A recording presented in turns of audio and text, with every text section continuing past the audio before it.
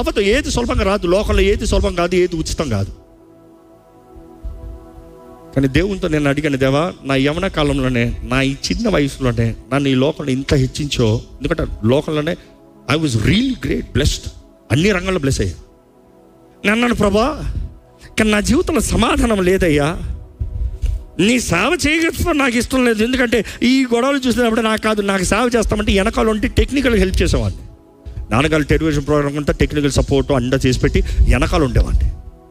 కానీ నేను అన్నాను, ప్రభా, ముందుకు వచ్చేంత నేను చేయను, మనుషులతో పరిచర్య అంటే నేను చేయను, నేను వెనకాల ఉండే ఆయన సాయం చేస్తాను కావాలంటే. కానీ ప్రభు అన్నాడు, ఇంకా నా మనసులో ఆ ప్రార్థనలో ఆ రోజు అడుగుతున్నాను, ప్రభా, కానీ నాలో తెలియని లోటు, ఎంత ధనం ఉన్నా తెలియని లోటు, ఎంత సంపాదించిన తెలియని లోటు, ఇది కాదు నా జీవితం, నాకు ఇంకా ఏదో వేరే అనిపిస్తుంది. నీ చిత్తం ఏంటో చేయ ప్రభా. ఎందుకంటే ఒక చిన్ననాటిలో ఒక బాలుని అడుగుతా, నువ్వు పెద్ద అవుతే ఏమవుతావు అవుతారా అని అడిగితే దేవుడు నా జీవితంలో అది జరిగించాడు. నా యవన కాలంలోనే నన్ను, దేవా, ఇంకా నీ దీనిపైన నాకు ఇంక వేరే ఏం ఆశ లేదు. ఏమవుతారా చిన్నప్పుడు అడిగితే చెప్పింది ఆల్రెడీ అయిపోయాను. లోకంలో గతమైన స్థానాలకు వచ్చాను, ధనాన్ని సంపాదించాను. What do you want me to do? ఇప్పుడు ఏం చేయాలో నాకు తెలియట్లే. ఖాళీ ఉంది, జీవితం ఖాళీ ఉంది, సమాధానం లేదు. నాకేంటో నేను ఇది కాదు, నాకు ఐ మోర్ దాన్ దిస్, దీనికన్నా అధికంగా నాలో ఉంది, ఒక ఆశ ఉంది నాలో. దేవుడు నా కళలో దర్శించాడు.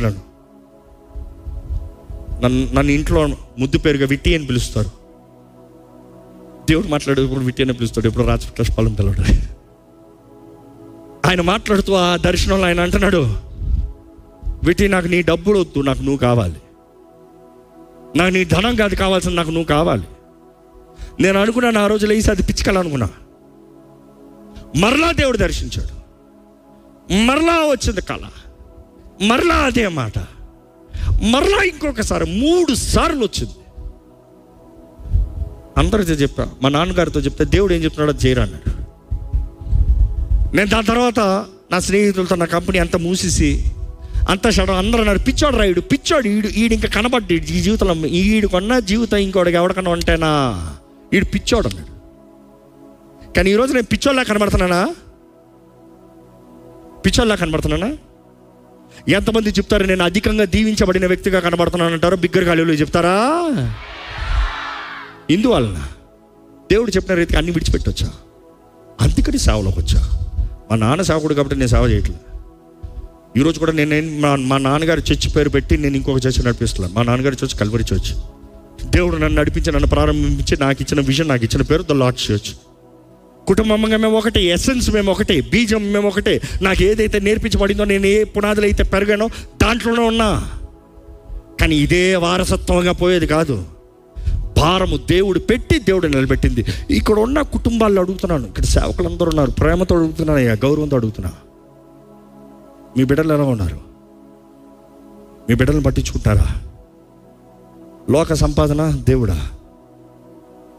మా నాన్నగారు ఎప్పుడు చెప్పారు, రే మీరు పెంచబడింది దేవుని బీజంతోరా, రే మీరు పెంచబడింది దేవుని ధనంతోరా, రే మీ జీవితం దేవుందిరా. ఎంతమంది తండ్రులు చెప్పగలుగుతున్నారు, సేవకులు చెప్పగలుగుతారు, రే నిన్ను పెంచింది దేవుంది, నీ జీవితకాలం నువ్వు దేవునికి రుణపడున్నావు, నీ జీవితంలో నువ్వు ఏదైనా ఉన్నావు అంటే సేవకుడివి. చాలామంది అంటారు సేవకుడు వంశం. అవును, దేవుడు పెట్టాడు. లేవిలు అంటే లేవిల వంశం పరిచయం చేయాలని పెట్టాడు.